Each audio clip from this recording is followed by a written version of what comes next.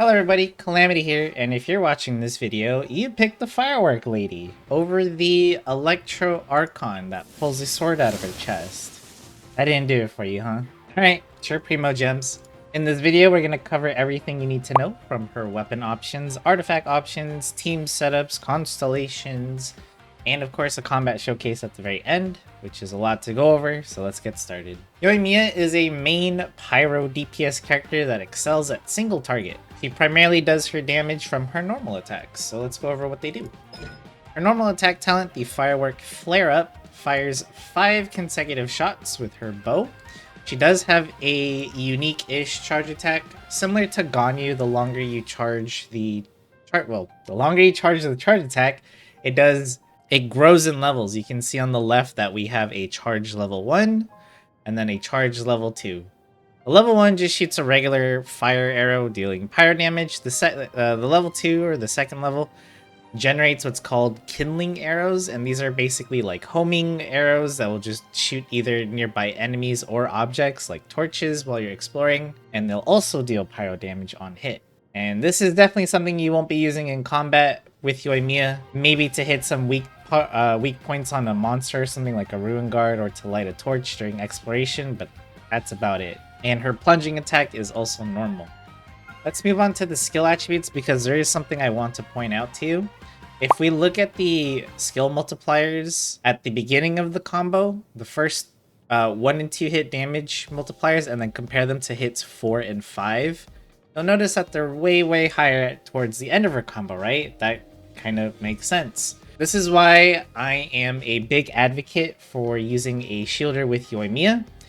Having a shielder does 2 things for you. It makes it just more comfier to play Yoimiya, and the second reason being, since you can't get interrupted with a shield, it means you'll be pulling off the full combo, getting the full damage, which is really great.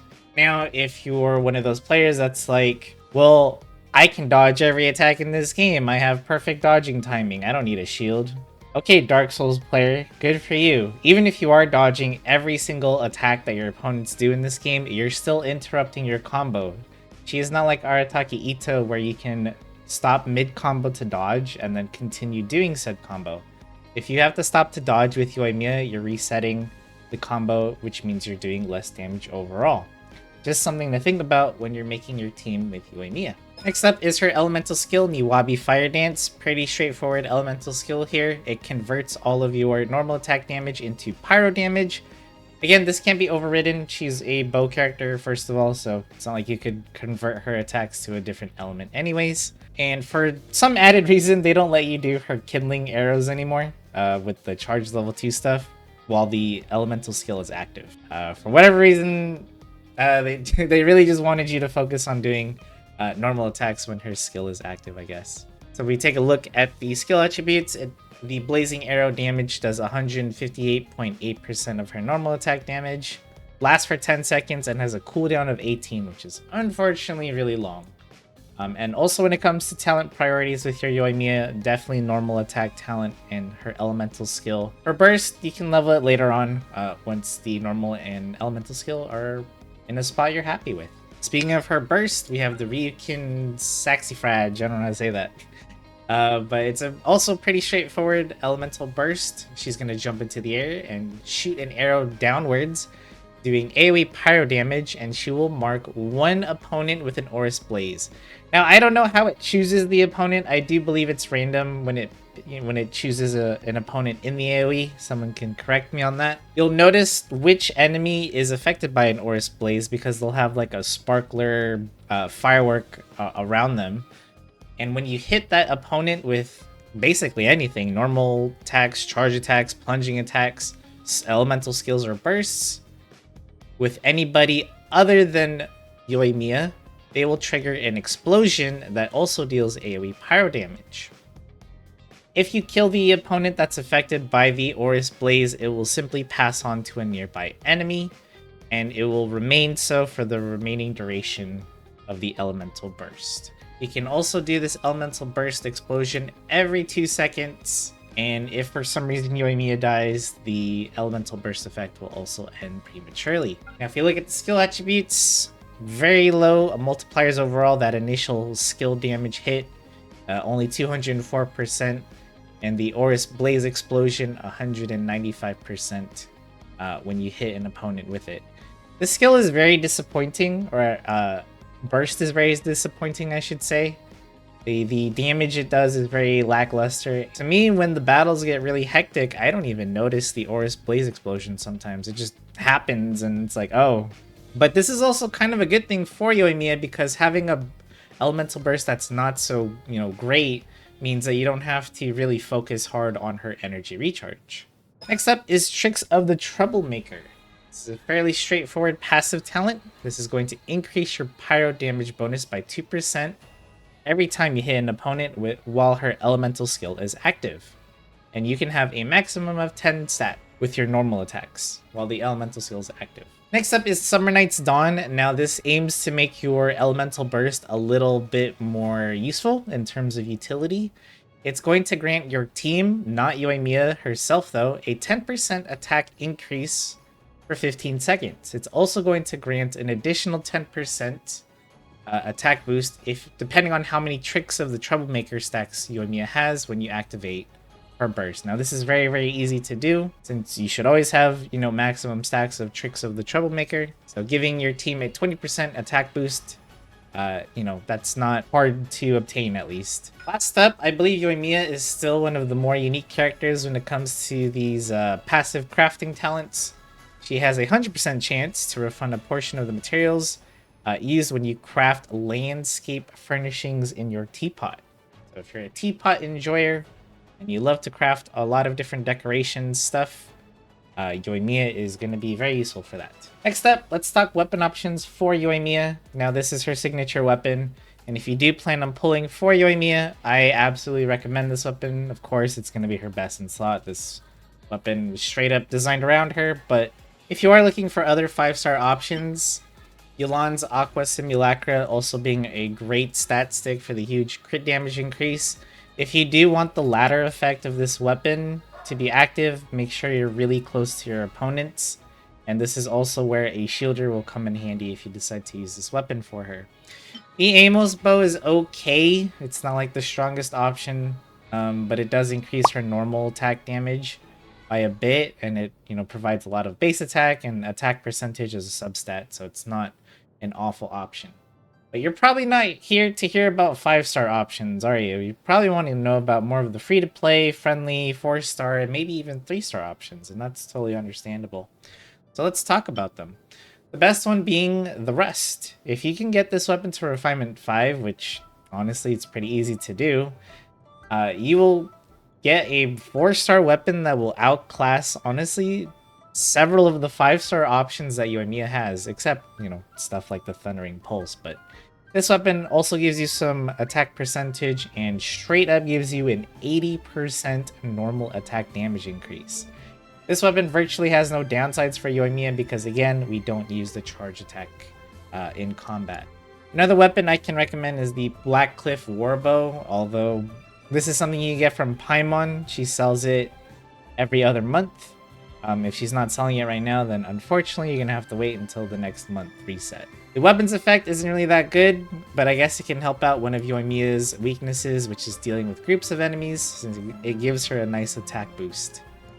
A newer weapon I can recommend if you have it is the Song of Stillness. You're going to have to hike it over to Fontaine to unlock this crafting recipe for this weapon. It also gives you attack percentage as a substat, and you'll gain another 16% more damage increase for 8 seconds. Obviously, this can be higher once you get this to Refinement 5, whenever your Yoimiya is healed. So a good combo to use with this is if you pulled for Farina, who's going to constantly drain your HP, pair her up with your favorite team-wide healer, and you'll definitely be able to take advantage of this weapon's effect consistently. Now, if you're looking for a 3-star option, look no further than a Slingshot. This weapon gives you a bunch of crit rate as a substat, and also increases your normal attack damage by a bunch. Just like the Aqua Simulacra though, just make sure you're really close to your opponents when you fire your arrows to get the maximum benefit from the weapon's effect. Moving on to artifacts. This is pretty straightforward. Yoimiya does have an artifact set that was basically designed around her kit. It's called Shimenawa's Reminiscence. She does have a little bit of other options though, if for whatever reason you don't want the Shimenawa's Reminiscence. You do have the Gilded Dreams, which gives her a bunch of elemental mastery. This can help increase your vaporize damage or your overloaded damage, depending on whatever team you want to use her on. And the other set that I can recommend is the Crimson Witch of Flames. This set gives you a bunch of pyro damage and increases your vaporize damage as well. So if you plan on using Yoimiya, if you do decide to go for this set, I highly recommend using the Strongbox method when farming this artifact set, because doing this, the domain for the Crimson Witch, is awful. In all honesty, I just say go with the Shimenawa's Reminiscence. It's her best artifact set and was designed around her. So let's quickly talk about what it does. Gives you an attack boost of 18% on the 2-piece effect, and the 4-piece effect gives you another whopping 50% normal attack damage increase. It also increases charged and plunging attacks, but we're not concerning ourselves with that. You also lose 15 energy when you cast your elemental skill. Now you might read that and think, why? That sounds bad. Don't we want the elemental burst? And in Yoimiya's case, not really. Again, that burst that she has is very just meh. So losing the energy is basically no downside. This might matter for some other characters out there in Genshin, but for Yoimiya in particular, not really. Now, regardless of which artifact set you have chosen for your Yoimiya, that's like a tongue twister right there, here are the substats you're looking for her. It's pretty straightforward since she is a main DPS after all. You are looking for crit rate, crit damage, first and foremost. That's always going to be top priority for a DPS like Yoimiya. Attack percentage, and elemental mastery. That's going to improve the damage of your vaporize and overloaded or whatever other elemental reactions you decide to do with Yoimiya. But elemental mastery is going to increase the damage of your vaporize, your melts, and your overloaded elemental reactions, whichever you decide to use with Yoimiya. So elemental mastery being a great stat. We don't need energy recharge for Yoimiya because her burst is not something that is required to be used all the time, and definitely not something you need. So when it comes to the sands, the goblet, and the circlet, what are we looking for? Pretty easy, right? Sands, attack percentage, that's all you need. No need for energy recharge here. For the goblet, try to get some pyro damage bonus. If you are having trouble early on, then you are, then you can just slap on an attack percentage goblet until then. As for the circlet, try to get crit rate or crit damage, whichever one you feel like you need more of while you're building her. And that is pretty much it for Yoimiya's build. Next up are her Constellations. Now, Yoimiya is perfectly viable at C0, just like every other 5-star character in the game. However, if you really like our favorite firework specialist, then here's what you can get by getting more Constellations of her. C1 is going to make your elemental burst last 4 additional seconds, and if you kill an enemy that is affected by the Aurous Blaze, she will gain a 20% attack boost for 20 seconds. Now this Constellation is only going to be useful for groups of enemies, not single target or bosses, because bosses in this game don't really summon adds. There's very few bosses in this game that will summon an add. You won't be really to take advantage of this.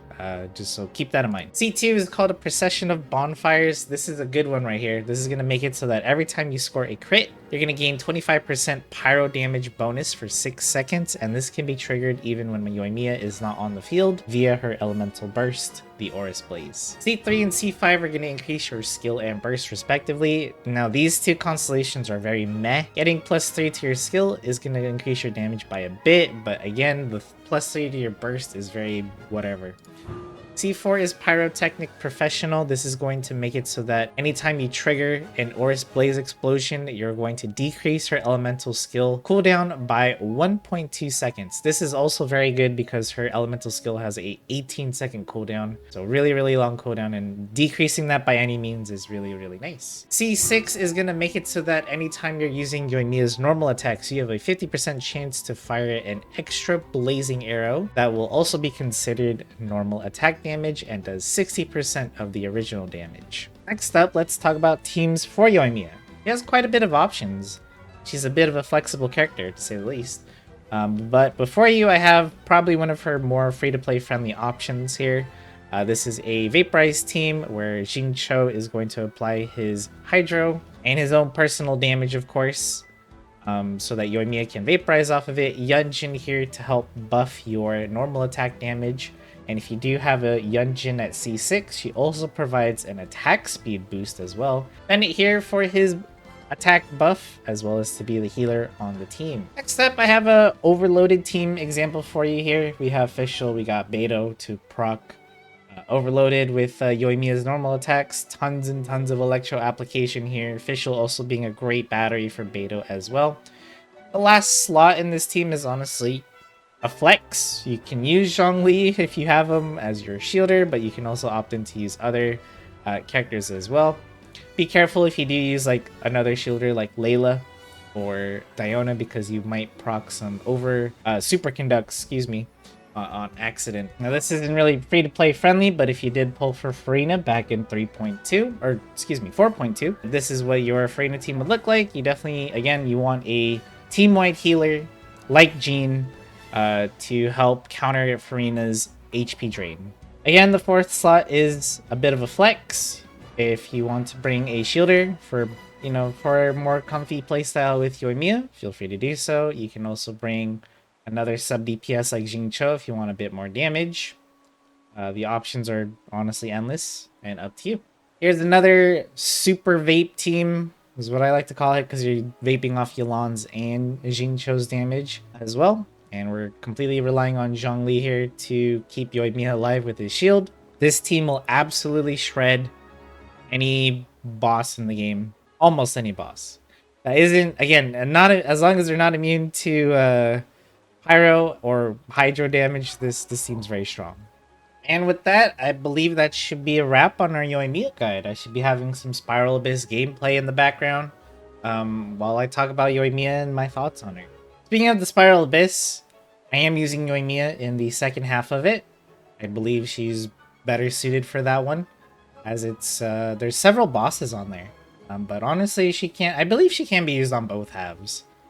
She's fine with dealing with the mechanical array boss as well as the electro bat, but I feel like she's more suited for the electro bat. I know a lot of newer players do struggle with that boss, especially if you're melee, because it does move around a lot. And well, you know, Yoimiya, one of the benefits of being Yoimiya is that you can shoot it from far range, and if you have a shield to ignore it, you can ignore most of that boss's attacks. Now, I did bring Zhongli for the second half as well because of the geo-shielded enemies.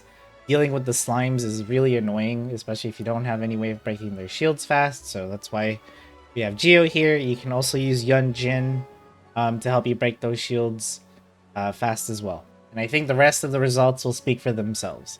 Now, Yoimiya is a character, as I said earlier in the video, that just excels at bosses. That is her niche. That's what she's really good at. She will delete most bosses in this game, again, as long as they're not pyro immune. And I still use her to this day, ever since I pulled for her on her very first banner.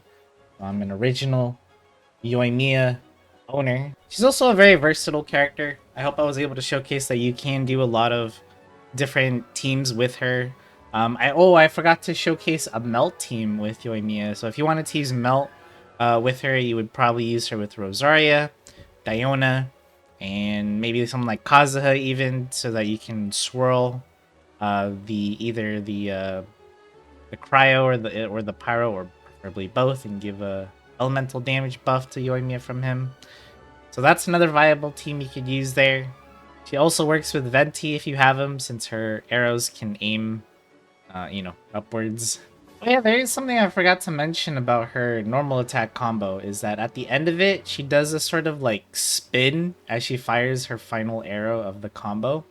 You can dash cancel the winding down animation she does afterwards. So after she shoots her shot, just quickly sprint or even jump if you want to, just to save yourself a little bit more time, and you can start this little animation cancel technique's only going to save you like half a second, but hey, it could be the difference between getting that final shot off in her elemental skill.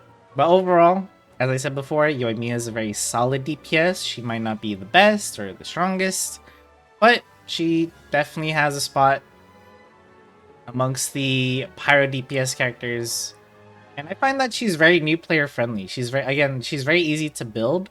One of her best weapons is a 4-star option that you can get plenty of copies of and get it to refinement 5. Unlike other characters like, let's say, Diluc or Hu Tao, there's no fancy combos you have to memorize or like super complicated animation canceling. There's just like one little animation cancel right at the end. You do that, and you just pop her skill, and then you just mash the attack button over and over again. And I feel like for mobile players out there, she makes the game a lot more easier for you. And with that, I think I've said everything I need to say about Yoimiya. If you do plan to pull for her, though, good luck on your pulls. I hope they go well. And if you have any questions about Yoimiya, if there's something that I missed, feel free to ask them down below in the comments. Or if any other fellow Yoimiya mains that happen to watch this video want to share some of your own advice, teams, weapon setups, artifact setups that you find work for you, feel free to do that as well. And with that being said, I will see you all in the next video. Thank you so much for watching.